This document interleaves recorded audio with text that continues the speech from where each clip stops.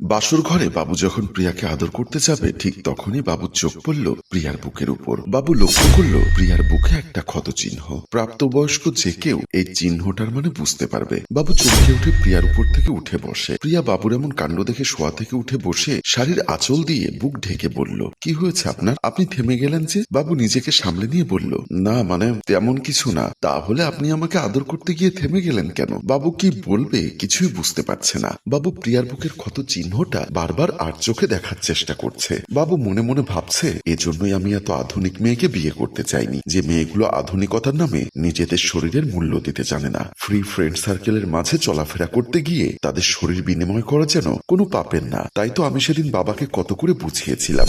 বাবা আমাকে একটি মেয়ের সাথে দেখা করার জন্য এই রেস্টুরেন্টে পাঠান, যার সাথে আমার পারিবারিকভাবে বিয়ে হওয়ার কথা। আমি তার জন্য রেস্টুরেন্টে বসে অপেক্ষা করছি। এমন সময় শর্ট ড্রেস পরা সুন্দরী প্রিয়া আমার সামনে এসে দাঁড়িয়ে বলল, hi, I am Priya, are you Babu? আমি প্রিয়াকে দেখে হা করে তার দিকে তাকিয়ে আছি। আমি প্রিয়ার সৌন্দর্য দেখে অবাক হচ্ছি না, আমি অবাক হচ্ছি প্রিয়া যে ড্রেস আপ পরেছে এতে তার শরীরের আকর্ষণীয় অংশগুলো স্পষ্ট দেখা যাচ্ছে। আমি কোনো কথা বলছি না দেখে প্রিয়া আবারও বলল, কি হলো? আমি আপনার কাছে কিছু একটা জানতে চাচ্ছি। আপনি কথা বলছেন না কেন? আমি স্বাভাবিক হয়ে বললাম, জি আমি বাবু। আমার কথা শুনে প্রিয়া একটা মিষ্টি হাসি দিয়ে আমার পাশের চেয়ারটিতে বসে বলল, দেখুন বাবু সাহেব, আমি খুব ক্লিয়ার কাট কথা বলতে পছন্দ করি। যেহেতু আপনার সাথে আমার পারিবারিকভাবে বিয়ের কথাবার্তা চলছে, তাতে আপনার আর আমার মাঝে আন্ডারস্ট্যান্ডিংটা হওয়া জরুরি। আমি মাথা নাড়িয়ে প্রিয়ার কথা সম্মতি জানালাম। প্রিয়া আবারও বলল, আপনাকে বিয়ে করতে আমার কোনো আপত্তি নেই, কারণ আপনার বাবা আপনার সম্পর্কে আমাকে সবকিছু বলেছে।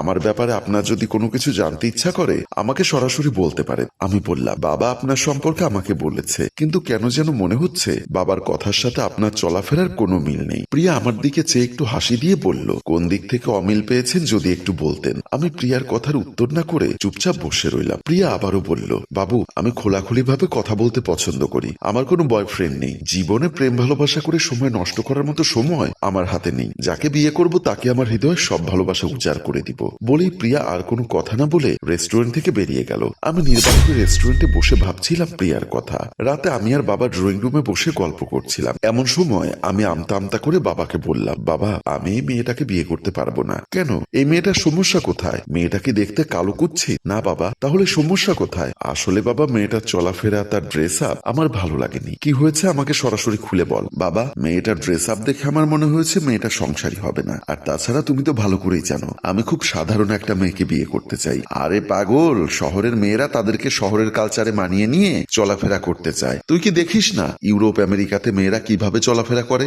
আসলে পোশাক কোনো ম্যাটার না। আমি যতটুকু জানি মেয়েটা অনেক লক্ষ্মী। আমি আমার বাবাকে কি করে বোঝাবো কেন আমি এ ধরনের মেয়েদের বিয়ে করতে চাচ্ছি না? আধুনিকতার নাম করে যারা শরীর দেখিয়ে রাস্তাঘাটে চলাফেরা করে তাদের আমি পছন্দ করি না। ওরা ওদের নিজেদের শরীর দেখানোকে আধুনিকতা মনে করে, কিন্তু বাস্তবিক পক্ষে তার নোংরামো ছাড়া আর কিছুই না। আমাকে এমন চুপ থাকতে দেখে বাবা আবার বলল, কি হলো কিছু বলছিস না যে? বাবা আমি এই মেয়েকে বিয়ে করতে পারবো না, তুমি অন্য কোনো মেয়ে দেখো। দেখ বাবু আমি ওদের কথা দিয়ে দিয়েছি, আর তাছাড়া ওনারা শহরের নাম করা সুনামধন্য পরিবার। আমি যা করছি বাবু তোর ভালোর জন্য করছি। সেদিন আমি আমার বাবাকে বোঝাতে পারলাম না, তাই আর কোনো কথা না বলে ড্রয়িং রুম থেকে উঠে সোজা বেলকনির দিকে চলে গেলাম। আমি বেলকনিতে দাঁড়িয়ে জানালার গ্রিল ধরে ভাবছি, বিয়ে তো মানুষ জীবনে একবার করে, সেটা যদি ভুল মানুষের সাথে হয় তাহলে জীবন হয়তো এখানেই শেষ। আমি কি করে বাবাকে বোঝাবো আমার মনের কথাগুলো? আমার কেন জানি কিছুই ভালো লাগছে না। এমন সময় আমার ছোট বোন তানিশা এসে আমার দিকে মোবাইলটি বাড়িয়ে দিয়ে বলল, ভাইয়া ভাবি ফোন করেছে। ভাবি? কোন ভাবি ফোন করেছে?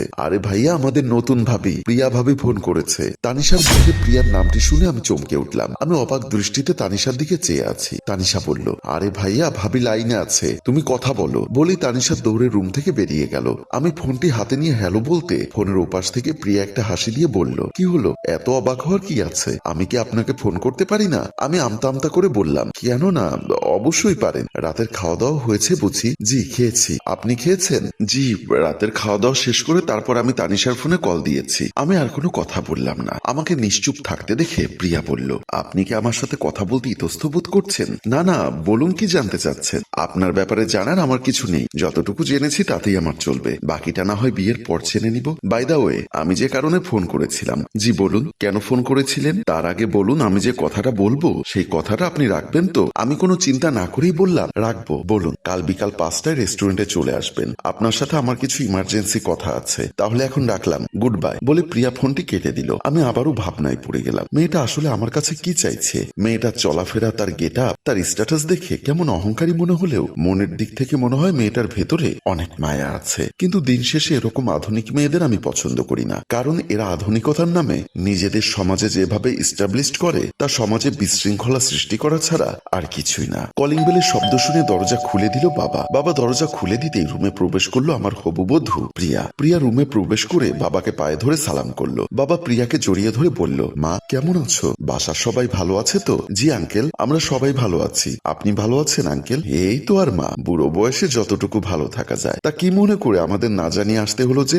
আসলে আঙ্কেল, আপনাদের বাসার দিক দিয়ে যাচ্ছিলাম, তাই ভাবলাম আপনার সাথে একটু দেখা করে গেলে ভালোই হবে। বেশ ভালো করেছো মা, বুদ্ধিমতী মেয়ের মতো কাজ করেছো। আচ্ছা আঙ্কেল, বাবু তানিশা ওরা কি বাসায় নেই? হ্যাঁ আছে তো। কইরে বাবু, তানিশা এদিকে আয়, দেখ কে এসেছে। বাবার ডাক শুনে আমি আর তানিশা দৌড়ে মেইন দরজার সামনে আসতেই আমি প্রিয়াকে দেখে চমকে দাঁড়াই। প্রিয়াকে প্রথম যেদিন দেখেছিলাম ওয়েস্টার্ন ড্রেসে, কিন্তু আজকে প্রিয়া পরেছে শাড়ি। সত্যি কথা বলতে শাড়িতে প্রিয়াকে অনেক সুন্দরী লাগছে। আমাকে হা করে তাকিয়ে থাকতে দেখে বাবা বলল, এভাবে বোকার মতো দাঁড়িয়ে আছিস কেন? যা আমার হবু বৌমাকে নিয়ে বাসার ভেতরে যা। না আঙ্কেল, আজকে আর বসবো না। আমার ছোট বোন তানিশা বলল, কি বলো ভাবি, তুমি আজ আমাদের বাসায় প্রথম এসেছো আর এভাবে দরজা থেকে চলে যাবে? তা কি করে হয়? তানিশা আর আমার বাবার খুশি দেখে নিজের অজান্তেই আমার হৃদয়ে প্রিয়াকে একটু ভালো লেগে যায়। বাবা তানিশা প্রিয়াকে পেয়ে যেন আনন্দে আত্মহারা হয়ে আছে। তারা হাসি খুশিতে প্রিয়ার সাথে কথা বলে যাচ্ছে। মা মারা যাবার পর আজ তানিশা আর বাবাকে এতটা খুশি দেখে নিজের অজান্তেই আমার দু চোখে আনন্দের জল টলমলো করতে লাগলো। আর সেদিন প্রিয়াকে বিয়ে করার সম্মতি জানাই। আমাকে এমন আনমনা বসে থাকতে দেখে প্রিয়া আবারও বলল, কি হলো বাবু, আপনি এমন আনমনা হয়ে বসে আছেন কেন? আমাকে কি আপনার আদর করতে মন চাচ্ছে না? ইচ্ছা করছে না আমাকে ভালোবাসতে? আপনার ভালোবাসা পাবার জন্য আমি জীবনের কতটা সময় অপেক্ষা করেছি জানেন? অপেক্ষার প্রহর গোনা শেষ করে আমি যখন আমার কাঙ্ক্ষিত ভালোবাসার মানুষটিকে পেয়েছি, তাহলে কেন আপনি দূরে সরে আছেন? আসুন আমাকে ভালোবাসুন। দেখুন, আমি আপনাকে বিয়ে করতে চাইনি, বাবার কথায় আমি আপনাকে বিয়ে করেছি, কিন্তু আপনাকে বিয়ে করা আমার একদমই উচিত হয়নি। কি বলছেন এসব? বিয়ে করতে চাননি মানে? এত মানে করবেন না তো। বলে বাবা বাবা ডাকতে ডাকতে বাসর ঘর থেকে বাবু বেরিয়ে গেল। প্রিয়াও বাবুর পেছন পেছন রুম থেকে বেরিয়ে গেল। আমি বাবা বাবা বলে ড্রয়িং রুমে প্রবেশ করতেই বাবা সোফা থেকে উঠে দাঁড়িয়ে বলল, কি হলো, তুই এভাবে চিল্লাচ্ছিস কেন? বাবা, আমি তোমাকে আগেই বলেছিলাম আমি বিয়ে করব না, কিন্তু তুমি আমার কোনো কথাই শুনলে না, আমাকে জোর করে বিয়ে দিয়েছো। এমন সময় ড্রয়িং রুমে নতুন বউ প্রিয়া ও তানিশা দৌড়ে এসে বাবুর পাশে দাঁড়াতেই মোমিন খান বলল, তুই এসব পাগলের মতো কি বলছিস? আশেপাশের মানুষজন যদি শোনে তাহলে যে বদনাম রটে যাবে,